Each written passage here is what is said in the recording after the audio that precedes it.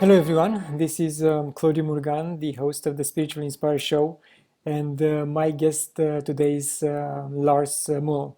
Lars is a Danish author, mystic, and musician born in Aarhus, Denmark in 1950. Already as a 10-year-old, Lars Muhl had experienced glimpses of another reality. The shock following the sudden death of his younger sister caused painful kundalini-like experiences, giving access to the ethereal words and the hypersensitive insight into the other people's pain. This lasted for 3 years. A turning point came when Lars was 15 and received a book anonymously in the mail. Hazrat Inayat Khan's Gayan Vadan Nirtan became the start of a lifelong esoteric study. Like Paulo Coelho, Lars was for many years a successful singer-songwriter who, concurrently with his music, studied the world's religions and esoteric knowledge. Then, in 1996, he was struck down by an unexplained illness which neither doctors nor alternative therapists could diagnose. For 3 years, he lay in bed without being able to move or think straight. Through a close friend's intervention, Lars was put in touch with a seer who, via the telephone, brought him back to life. That was the start of a completely new existence, and in the beginning of that quest he has so grippingly described in his trilogy, the O Manuscript, the Seer, the Magdalene, the Grail. Along with his wife, Gita Ben David, Lars manages the Gilale Institute of Energy and Consciousness. So, Mr. Muhl, thank you for joining me today. I have so many questions, and we'll jump from one subject to another. And I would like to introduce to my viewers your books, the O Manuscript, the Law of Light, and the Gate of Light, and your latest, the God Formula. So I would like to start with a very basic question. Recently, I read The Murder of Christ. It's a book about the concept of us humanity killing Christ every hour of every single day by not recognizing the holiness and the God within. What's your take on this concept? Of the holiness within? Yes. I mean, it's very simple, in fact, because, I've studied the Aramaic language for 30 years now. And the Aramaic language was the language of Jesus and the time of Jesus, or Yeshua, as he was called, really. And when you read the New Testament through the psychology of the Aramaic language, there are so many things that is opening up on a much deeper level. For example, when Yeshua is telling us that the kingdom of heaven is within, there's so much more to it, because when you take the concept of kingdom of heaven in Aramaic, which is Malkuta Deshem Aya, the root word, one of the root words in that concept is Shem, and Shem is actually that light that he's talking about in the Gospel of John, that we should not put underneath a bushel, that we should not hide away. It is the word that he's talking about in the beginning of the Gospel of John, that should not, by which everything was created, That word was with God and everything was created by it. And it's also the concept of the image of God with which we were born. It is Shem, hidden in Malkuta de Shem Aya. And Aya means which is forever. So this is concept, the kingdom of heaven that Yeshua is telling us that is within, is actually the eternal life within us. This is the creative principle within us. This is the I am within each one of us. And it's so amazing what unfolds when you start to read the New Testament and the word of Yeshua through the Aramaic language. And that is my take upon it, because we can, all the healing that we need, every one of us are in need of healing in some way. is found if we know how to connect to that kingdom of heaven. Then we can start healing ourselves. Then we can start to heal each other. Because right now, as we speak, you and I, we try now to connect your kingdom of heaven with my kingdom of heaven. And when we actually are conscious about this, something starts to happen on a much deeper level between us. Meaning that you and I will communicate on a higher level that doesn't need words.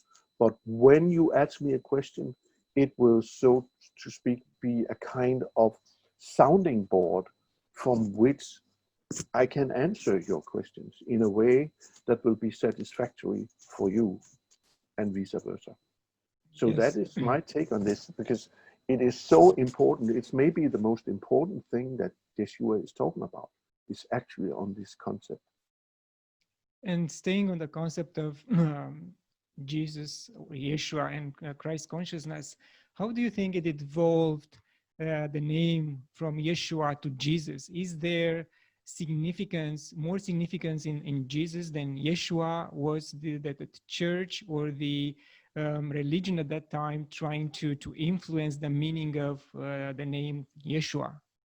You should remember that Yeshua had never heard about Christianity.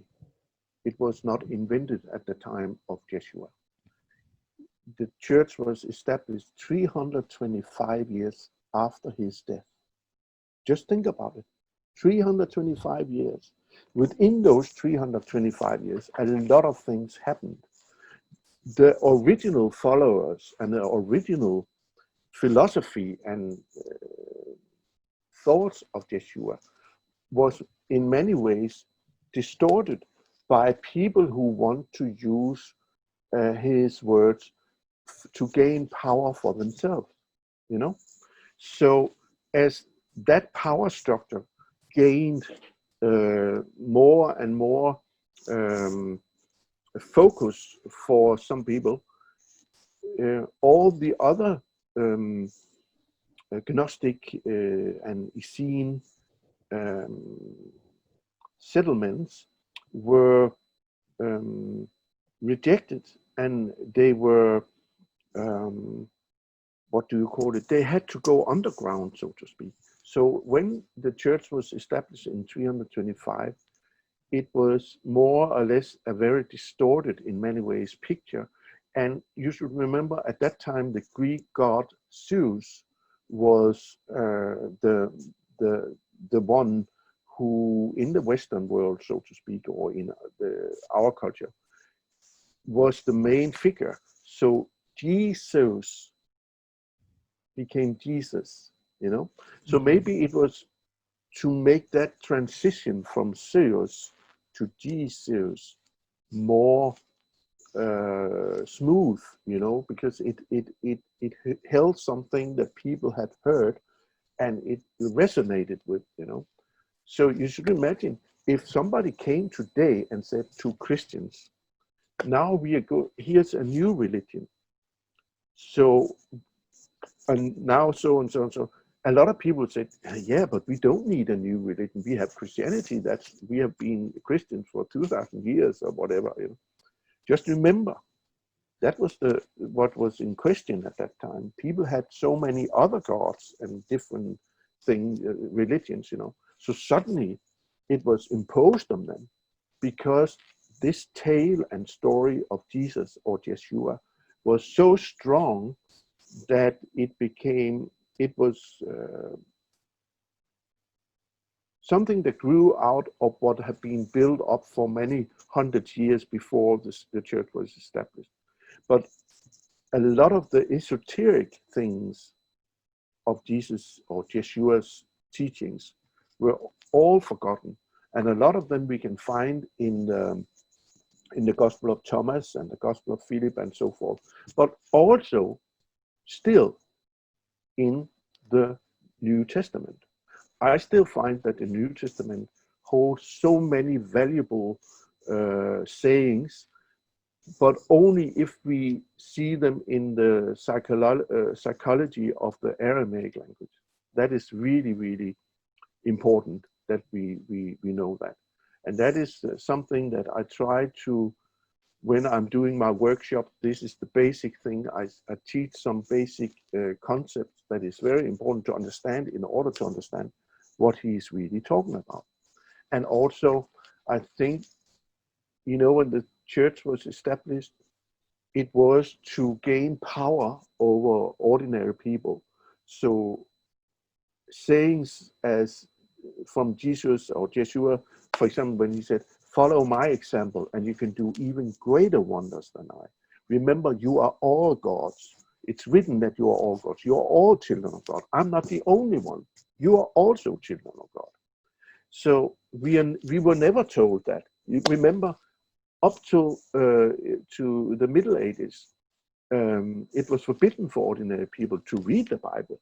Yes. So, we have been so many Christians haven't even read the New Testament. They hear a little bit of there and a little bit of there when they go to church, and it's the same scripture pieces from scripture they hear over and over and over again, but never, almost never, the most important thing that tells people you don't need a mediator between God and you. You can call God directly. And if you do that, you follow my example, as Yeshua said, and you can do even greater wonders. I think that's so important that we really find out. And it means that you and I and everybody else should start to take responsibility for all the gifts we were given from when we came into this life. Yes. So based on your experience, do you think that people understand that Christ consciousness is a state of being that each of us can achieve at any time if we work on it? I think some people are starting to understand that, but a lot of people don't, because they think that there is some grace coming down on them if they have earned it, or if they are good enough, or all these things that the church are telling them. If you do this, you are going to hell, and you're guilty if you do this and you do that. But you should remember, there's no word for sin in Aramaic as we understand it. It really means that the word for sin really means that we are not present. And if we are not present, we will not succeed in what we are doing. And when there's no word for hell like we understand it. Hell in Aramaic really means to be outside of yourself. It's to be beside of yourself, to be down in the valley, to be outcast, from your own center. And when we are outcast from your own center, we cannot succeed in anything. So sin and hell in that way are very, very much connected. But as kingdom of heaven is something within, hell is also something within. And we all know that state of being or mind when we don't feel up to our best, then we are a little bit beside, Yes. So, and every time we do something that hurts other people, we are not living up to our best potential. So that's why it will come back to us, The old mystery school and traditions where Yeshua was being taught by the Essenes, by the Dead Sea and other places, they knew that everything has to return to its origin or where it came from. So everything you and I and everybody sends out will one day return to us. And if we could live by that rule and we understood that, just think about how beautiful and wonderful a world we would live in, because nobody would do anything nobody would cheat others, nobody would kill others, nobody would hurt others, because when you know that if this will return to you, every time you would do something to other people, you would know you were doing to yourself. And that's exactly what is being said in the New Testament. Yes, that's a concept so foreign to us too, that hurting someone else, we are hurting ourselves. That's very, very foreign, yes. You know that when people, they sometimes come to me, how can there be a God when you look around and see how the world is. Yes, but remember, we were given free will, and we are living in the result of all the wrong choices we made, you know? So it's not God, it's actually you and I and everybody else who have done some bad choices. But the good news is that we can make another choice, and we can start to rebuild this world and reheal it and raise it up from the dead, so to speak. Hmm? Yes, and again, that's another concept so foreign to Christianity, Yeah. which is reincarnation and, doing good in this life, because in the next you'll do much better. Mm. And you mentioned about the profound meaning of the New Testament and the Gospels in the Aramaic. And Mm-hmm. nowadays we are much more educated and we have the tools to translate from Aramaic.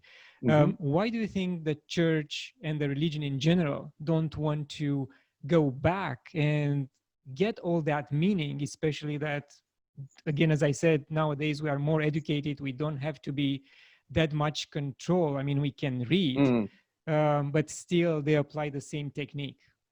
Because that would mean that a lot of the church dogmas would have to change, you know. They can't stand anymore, the dogmas of the church. And the church that would mean that a lot of misunderstanding would had to be righted or be changed back to what it really means. And that would mean that a lot of people maybe would leave the church, you know. But I think if the church came on, and for example, some of the the people that have been outcast from the church have been raised to sainthood many years later, because now you can accept, for example, Mary the Magdalene is, they have now accepted that she was not a whore, she was not a prostitute. And the next step will be to see that she was really a master, you know, Mariam the Martyr. And the church knows all about this.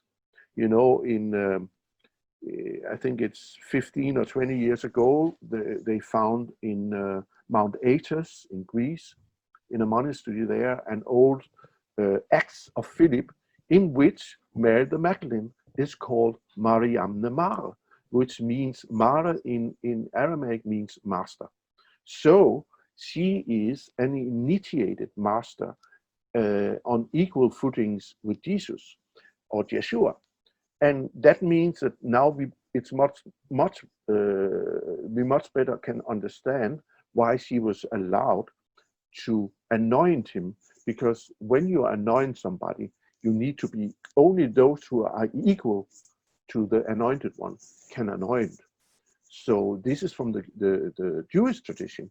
So therefore we know she was an initiated person, and she was the teacher of the women disciples, and he was a teacher of the male disciples. And there, to me, there's absolutely no doubt that they were married. They were a couple, because he was a rabbi, and we can read that in the New Testament. And he was a rabbi that went into all the synagogues around the Sea of Galilee and taught there. And if he did that, he needed to be married, or else he would not be allowed in there. So there's so many things that have been alienated from the Jewish tradition, and in order to make him into something else that could be more manageable, you know, and you could say that the Jesus concept is a creation of the church, you know. Interesting. And again, you are one of the few who mentioned this beautiful story between Yeshua and Mary Magdalene. And you mentioned it in O Manuscript, and there are a handful of other people who kind of downloaded this information and experienced this information in a different realm. And it will be a shockwave indeed for Christianity if the church will ever release the documents that, yes, they were married, they maybe even had a child, a girl. But that there will only be a shock to some, because the learned within the Vatican, they know about this. They absolutely know about it. I mean, today it will take you a very, very, if you know where to go and read, if you put all the information we have about Yeshua and the Magdalene together, I mean, there's no doubt they were married. You cannot refuse that. There's no way you can say that's not happening. And luckily, more and more people, more and more scholars are studying very seriously into not only the Gospels of Nakamadi, those Gospel of Thomas, Gospel of Philip, but also in the Gospel of the New Testament, with a total fresh and new point of view. You know, for example, I'm reading this book at the moment, which is very, very good at James David Ortlin, the Gospel of John, and it's a very fresh and in many ways totally in the same mold as I'm working, and it's refreshing for me also to read another scholar who have found out the same things that I've come up with in a total agreement, and it's so satisfactory. So I'm reading this at the moment, and it's very informative. So there is more and more happening within in this area, you know. So in other words, you're also a strong believer of Mary Magdalene's journey to the Occitan region in southern France and to the Catars. It would be very, very, very possible, but I'm not sure of it. But we know that the tradition of Mary of the Magdalene came up. But I think when you read the New Testament and you read that after Jesus have disappeared, and she goes back to Jerusalem and tell the other disciples that she has just seen the risen Christ, some of them are about to strangle her, and she's saved by Philip and another one, John, and after that you don't hear anything more about her. So it's very possible that she by the help of some of the ships of Herod, King Herod, that was going straight to the Occitan, because Herod had vineyards there. So it would be very easy to travel on one of these ships there. And maybe she went there, and when she died, or knew she was going to die, she returned to Jerusalem or to Israel in order to die there, or she was carried back there. Her body was carried back there to be buried there, because everything must return to where it came from, you know, to its origin. Yes. This is the tradition. I recently interviewed Anaya Sophia. She lives in that area, and in fact, she bought the property where you train with Calais de Montségur. And she's expecting that in 2021, a Qatar's prophecy will take place.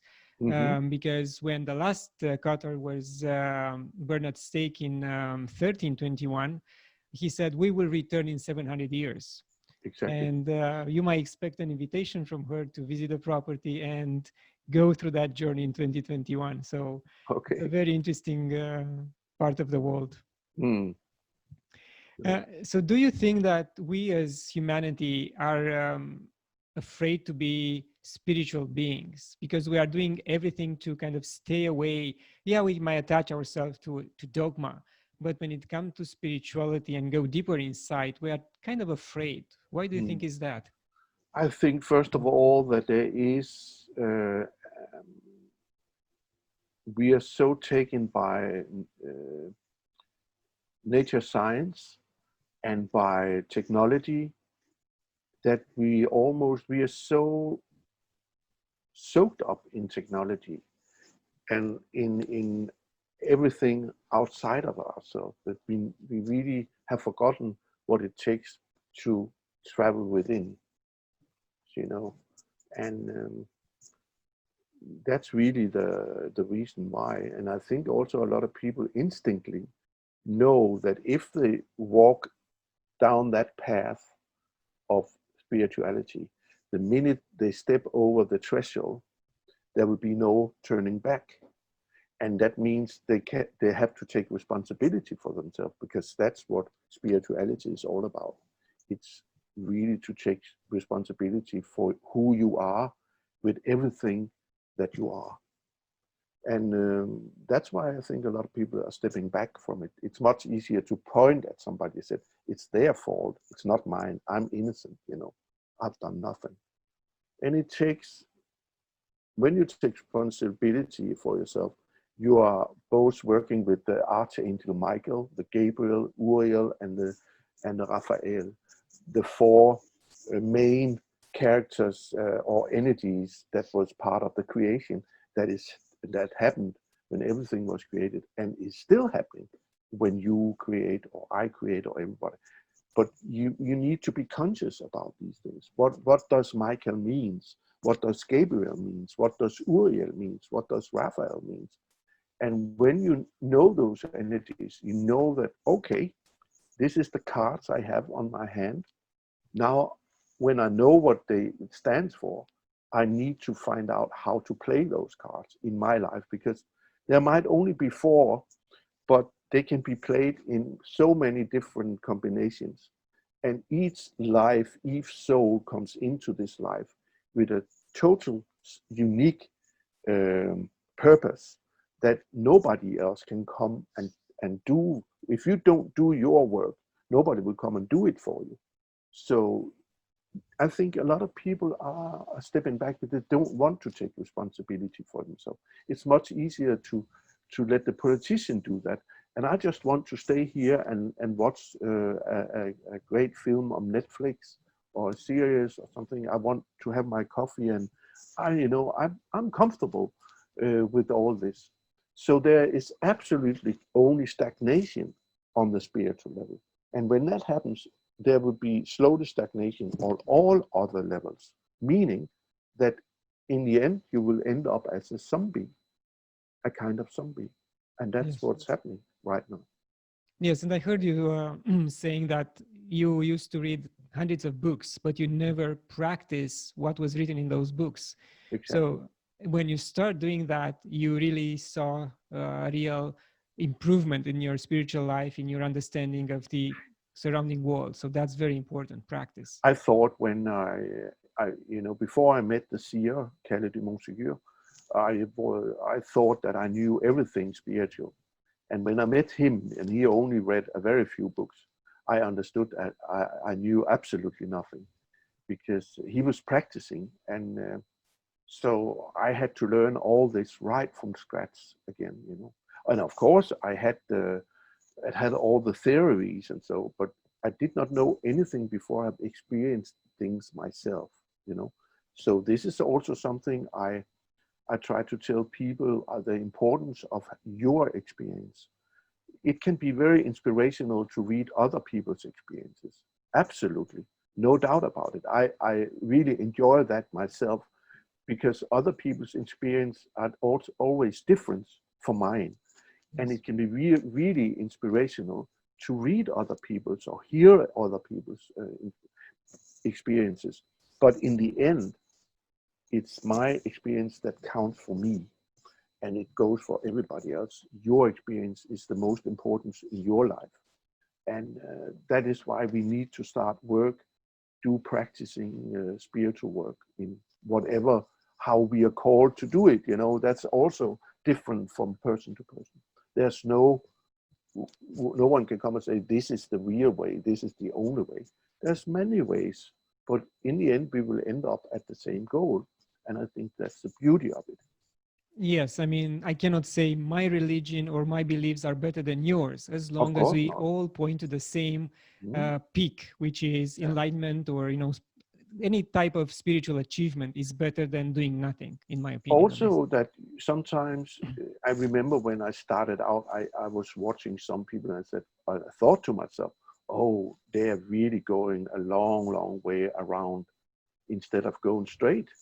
And just much later, I understood, but those people had to go out there on a long way to find something that can only be found out there.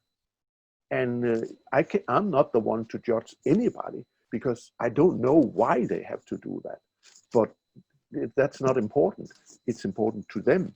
Yes. So it's about acceptance also, and empathy, and also solidarity, that when people are serious about their searching, we are all in the same boat, so to speak.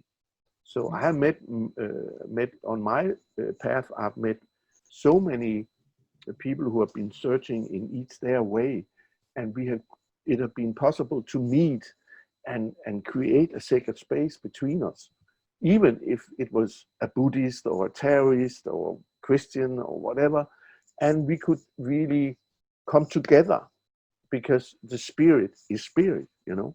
So there's no differences. It's only the different words and names, but it's the same thing at the end, you know. So that can also be very comforting to meet people with other traditions, you know.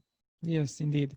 If I may stay on the subject of Kiel de Montségur and Mm-hmm. your so-called disease, in the end, again, if you can share with us, was that energy related, that disease was energy related just to stop you from what you're doing and find your way to the seer, or had a different meaning?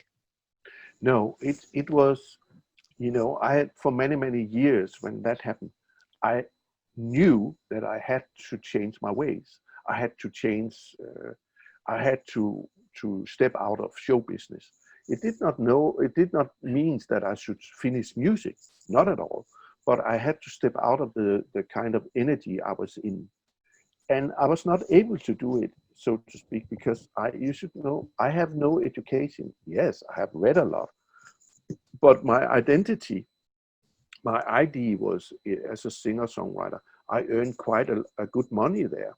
And suddenly I could not see how I could go forward, you know, and make a living in the same time, you know. So when I got sick, you know, it was energy, on an energy level, but it also showed itself physically. So it was both psychic, mental, and on all level, I was totally crucified, so to speak. And after, when I met the seer, and he said to me that I know you need to listen when you're being called, because if you don't, something will happen to you. This was a wake-up call, you know. And if I did not respond at the very end of it, I maybe had died, or I would have been, you know, forgotten in oblivion. You know, I've been out there, and I would not have been able to come back. Maybe, you know. It was really my last wake-up call. This sickness, you know. I understood afterwards that I had a few before that. So it was that was how it was. Are you still in communication with him? Sometimes, yeah. I've just been on my last trip to Montségur a few weeks ago with a small group of co-workers and friends. And it was my trip 55th trip there with a group.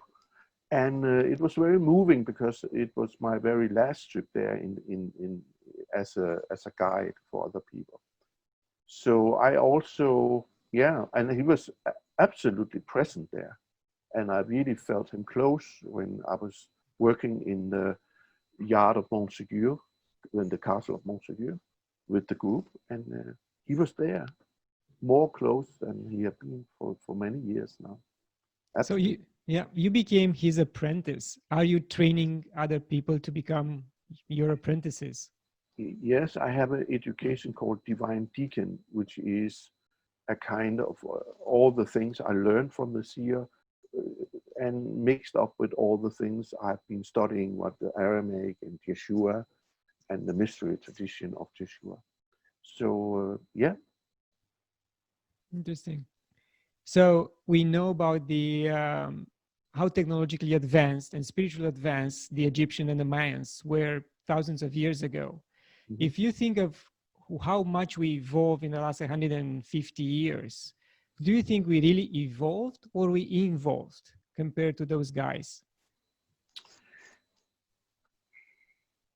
I'm thinking about the Hermetical tradition, which the Essene tradition was built upon, and also many other. And if, I mean, I know that some of the quantum physics of today are studying the Hermetical scriptures, as did Einstein, Niels Bohr, David Bohm, Max Planck, and so forth. They knew all about the metaphysical side of affairs, so to speak, and that was why they had some breakthrough in the physical science, you know. And you have to understand that if you don't include the metaphysical world or the spiritual side of affairs, there will be no real progress in anything. And I think that in many ways we are more primitive in many ways in we used to be on many levels. That is, I mean, we are very comfortable now. We have heating, we have light in the lamps, and so, but we need light here. Correct. And here, you know. Yes, very So, important. exactly. And that is something that I'm worried about, that we are becoming more and more robotic in many ways. You know? Yeah. For those who are on their spiritual path, what will be not necessarily an easy way, but an effective way to reach their higher self? Sincerity in searching, and also to have to be, what do you call it? Oh, the words are slipping me today. To be, when you go into training in the military, you need to be, please help me. Trainable. Yeah, but also you need to keep on doing, even if it's to have discipline. You know, you must be disciplined and remember, the Seer was a very disciplined teacher. He was a former military man, so he spoke only in very few words, and you really had to be awake to keep up with him every day. You know, walking up and down the mountains. You know, and being very, you know, like strict. You know, and being precise. You know, if you came 5 minutes before time, that was as bad if you came 5 minutes past time. You know, you really had to be straight on the spot. He said, if you cannot be precise here, how do you reckon that you can be precise over there? No, no, no, no. When I say 10, it's 10. It's not 2 minutes before or after 10. It's 10. All right? Yes, I said, of course. And so he was very, you know, like, in order to, because we are so comfortable, we don't know, oh yeah, I'm sitting very good now. It doesn't matter if I come 5 minutes late. Yes, it does, because other people are waiting for you. And you might miss the train, you know. And when I'm talking about missing the train, miss an opportunity to meet that person who isn't that. When you come 5 minutes later, that person is not there. And maybe that was the only time in your whole life that you could meet that person, but you missed it because you didn't hear the call. So when Yeshua is saying, let those who have ears hear and those who have eyes see, that's what he means. Be vigilant, be here now, be present for Christ's sake, you know. And if you are not present, you won't succeed in what you're doing. You need really to be here. When you and I talk now, I need to be here. You know, we need to communicate. And I cannot communicate if I'm sitting here reading a book while I'm talking to you. That's no good, you know. I have to really to concentrate on that here is another child of God. And we are now communicating. And we are trying to reach answers by going to the world of answers and not staying in the world of questions. You know, that's very important to understand, that most people today, they are searching for answers in the wrong place because they don't know how to reach to the metaphysical world where the answers really is, you know. So nature science can find a lot of questions, put a lot of questions, but if they don't dare to go to the world of answers, they won't find them. It will only be another theory that next year will change to another theory, and next year will change to yet another one, you know. Yes, and I'm amazed that after, let's say, 17, 1800 years, Yeshua's teachings are still meaningful, even if the church and dogma try to, bury them down, change their meaning. They are still very applicable in today's environment, again, if we know how to see and how to listen to them. You know, what we are being told there is that remember who you are, remember where you come from, remember what you were sent here to do, and remember where you're going, because you are all children of God. You are already enlightened, so you don't have to look other places than within. But most people, they don't know about that. Yeah, but it's much easier to sit down here and let other people do that. I cannot because I have no time. I'm earning a lot of money or whatever. But I know, of course, that living in the modern world, we need to be able to take care of ourselves. But now we must find out a way and find out to put in time for God or the spiritual life.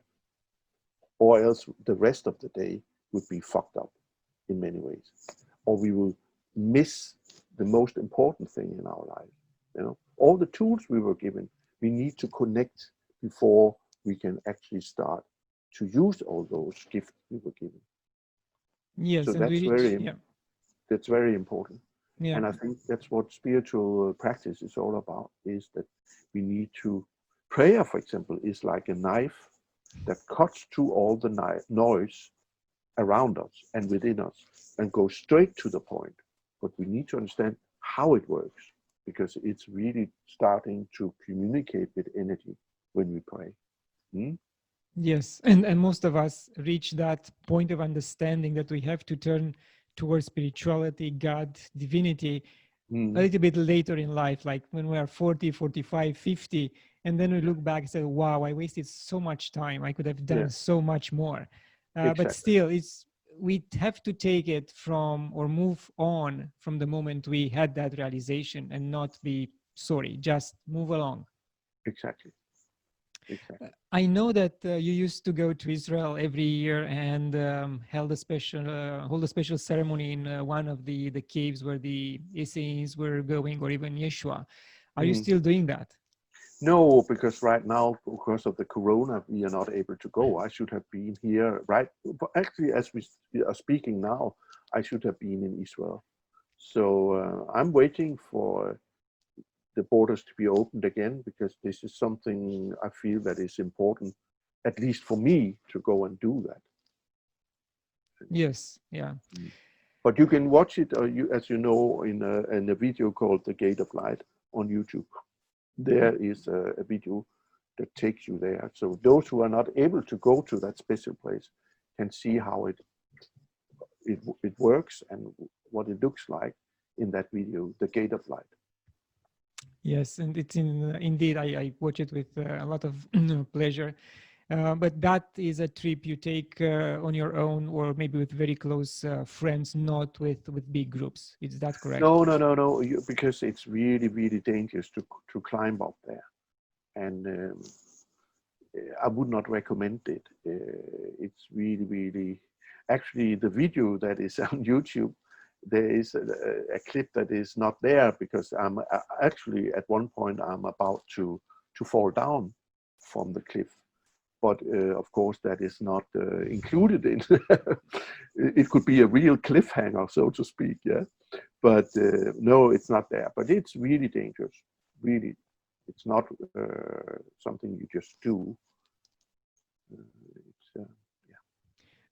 What are you offering through the institute? What type of programs?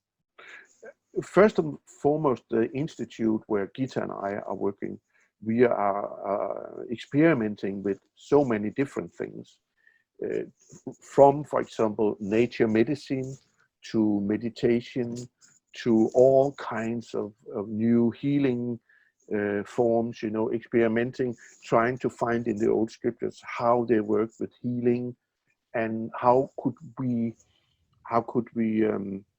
take that into our time and use it now.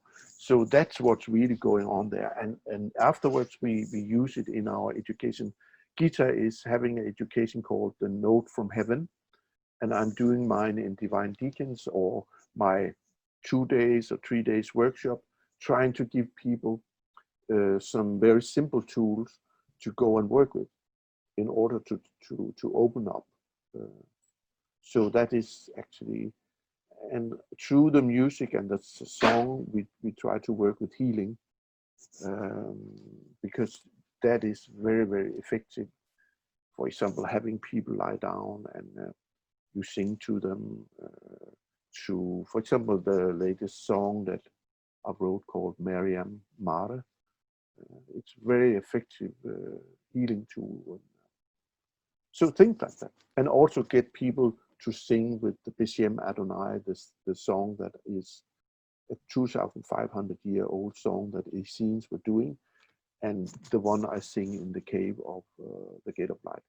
So when we do things like that, something really happens, because when you start, you also go from here to here, you know, because this one is very limited when it comes to it. Spiritual work actually starts when the mental faculties close down. Yes. It must step back. When the ego is gone, yes. Yeah. So, yeah. Exactly. Do you use traditional plant medicine in your ceremonies and sessions, or just sound and prayer? What do you mean by plant medicine?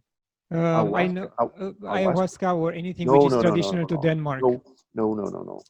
I mean, ayahuasca belongs to the South America, and it should stay there.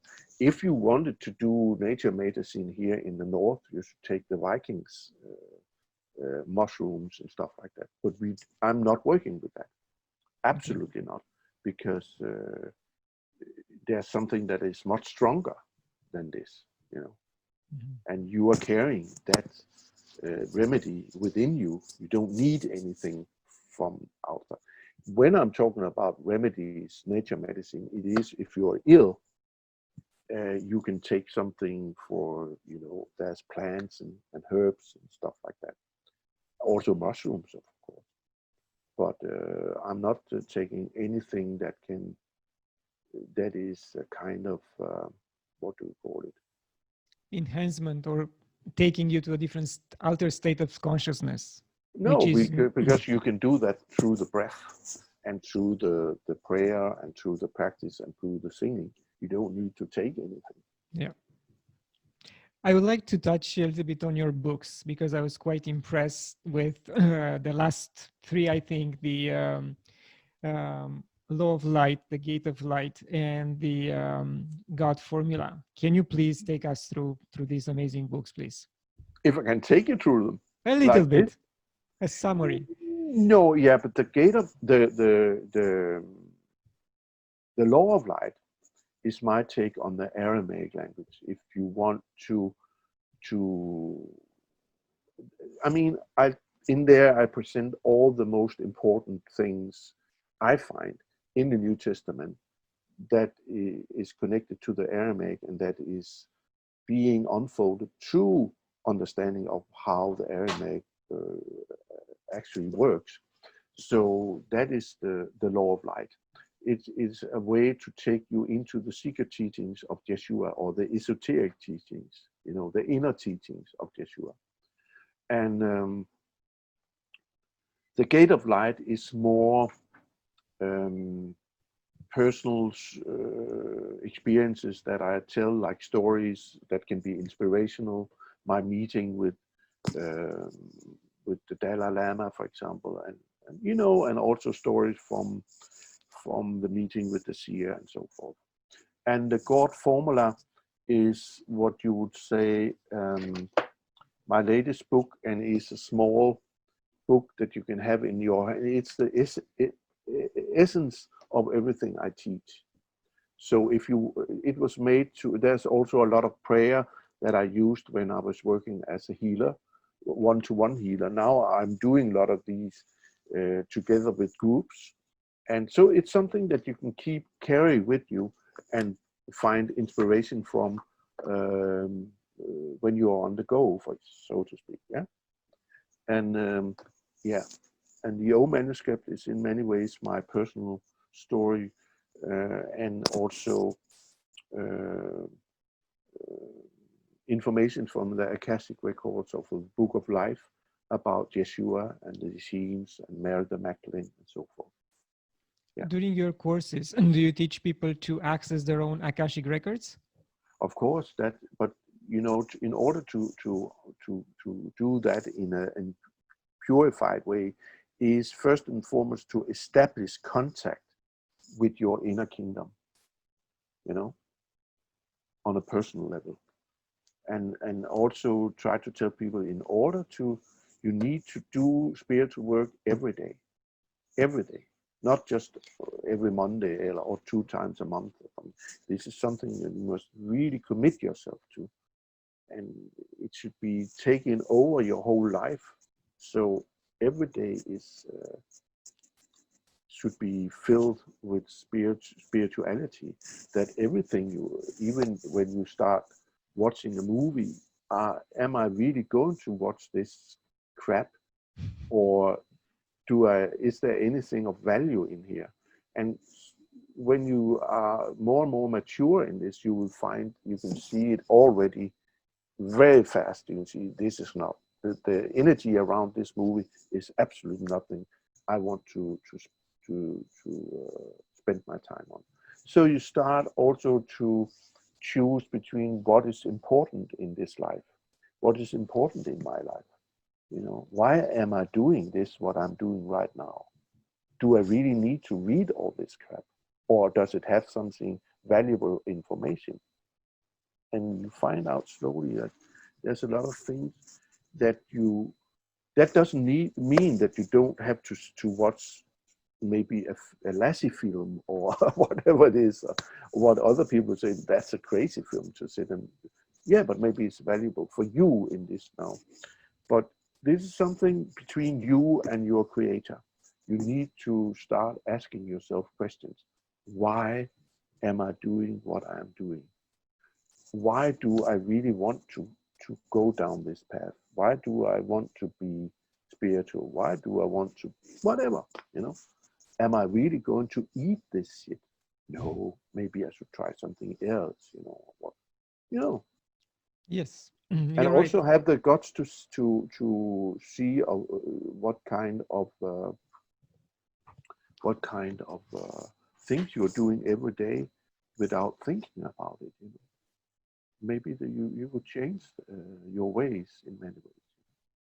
Yes, the environment is very important because it can drag us down and Yeah, you yeah, know, make fun of us because we want to be different. yeah, But really, as you said, we have to be strong. We have to keep doing what yeah. we want to Of do course, and yeah. be true to ourselves, no matter the consequences. And honestly, I found out about that uh, recently, that I really shouldn't care about what anyone else will say. If this is the path No, I want to step and walk, I'll do it. yeah, yeah. And of course, there can be a period when you start to change your life, when your friends are starting to look at you as you're an alien, you know, why have, she's not as he used to be. And maybe for some period of time, you have to alienate yourself from them and maybe go somewhere else and not see them for a while in order to, and then you can come back. And then they can make all the jokes they want and you will laugh with them, knowing that it's all right because you're on your path and you accept that they are on theirs. And then I have friends who still to this day think it's very strange what I'm doing. And we have, I mean, I can laugh with them and make jokes about it with them. But suddenly I can also put a question saying, hey, you said before you don't believe in God. please tell me, what do you mean by God? So I can understand what it is you don't believe in. Please tell me, what do you mean God is? And from there you can really have a conversation, because most people haven't even thought about it. They just believe in God or they don't. But either way, they haven't thought anything about what do they mean by God? What is God to you? Hmm? Yes. So, Yeah. so there's so many things, and I don't even have to speak about it. I mean, I meditate in the supermarket. I practice everywhere, even now when we are speaking. So it is being there or not being there. Exactly. You Yes. And this cannot is, you cannot be half pregnant. Either you are pregnant or you're not. And if you are pregnant, fine. Then you have to finish the pregnancy. And when that spiritual child is born within you, I mean, you will never throw that child away. No, of course not. You take care of it, and it'll be mature, and it will grow within you, and that's the way. yes. And Like I, that's what is meant by Yeshua when he said in the New Testament, you need to be reborn even in this life, within this life. Remember that? yes. And You that need will to be be, the awakening of yeah, our soul or our yeah. consciousness. And Yeah. that is when you take responsibility for this and say, okay, this is my new way. This is my real way, my true way. And nothing can keep me away from it. Yes. Even if they laugh about me and make fun of me or joke of me, it doesn't matter. You laugh with them. You say, yes, isn't that hilarious? Yeah, I think it's a misconception on most people who don't believe in God, like misconception of the God from the Bible and the Mm, real divinity, the real creator. Because in mm, the Bible, the God which is displayed there is kind of mean to people if they don't do certain things. He's, punishing them. mm, He's even punishing Adam and Eve, even if mm. they are his own creation. So Mm. what father is punishing his own children at that That is, deep level? So you need to understand that the Bible is written metaphorical, and most people don't understand that because we were never taught that. But that is the reality. It's and the Jews know all about that. That it's a metaphorical book that tells something that like Adam and Eve is actually something within us, and the feminine and the masculine within us. And it'll also talk about the first souls that came in here, but on a metaphorical way, in a metaphorical way. Um, so we should remember when things go wrong for us, it is actually because we did something wrong in our past. And it's now coming back to us, even within our life now. It's nothing to do maybe with the next life, but it's happening already now to us. So when something bad happens to us, somehow it it is because of something we did in a former life, but it could also be in this life. And so that's how it is. But it's much easier to point at God. Huh, I don't see. That's God, huh? indeed. How do you see us coming out of this pandemic and these trying times? Are we going to be better? Are we going to be fewer? Is that a green positive light somewhere for us? We are here now, and there will come a day for everybody when we have to move on to the next level, and we decide what level that is by what we are doing on this level here now. And of course, a lot of people will be very surprised the day they find out that they actually cannot be here forever, that we are leaving. And a lot of people now, they act as this is a complete surprise to them. Where can I complain? This is not something I've heard about, or I didn't want to hear about it. But this is a very important part of being here now, is that this is only such a small part of our whole life, which is forever, Like the Essene says, we only have one life, but that life is forever. We come and we go, we come and we go, but it's the same life, So, of course, when we leave this world now and are over on the other side, slowly we will know everything. Everything will be so crystal clear, and we will just be embarrassed, some of us, about the things we did and said, and accepted to be part of. And that will be the only one who will judge us on the other side, will be ourselves, our own embarrassments of what we did and didn't do. So we learn from that, and that is, of course, the way it should be. So after that, we will be much more, what do we call it? Much more ready to take in the next thing we are going to do. Yes. Are you working on a new book? Not as such. I'm working on a book, or I'm thinking about a book that is going to be written, that I will write possibly, about healing, the gift of healing, and how to go about it. That's what I'm planning, Yeah. How we can all try to work with. It's already a little bit in some things in my other books, but I want to make a really specific book on this, on healing. Mr. Muhl, it's been a pleasure. You answered so many of my questions after reading your books. I really appreciate your time. Thank you very much. Thank you. And for my viewers, please share it with your friends. Subscribe to my YouTube channel. Go to my Patreon account and subscribe. I offer specific information there, specific material, which is not offered anywhere else. And until next time, love and gratitude.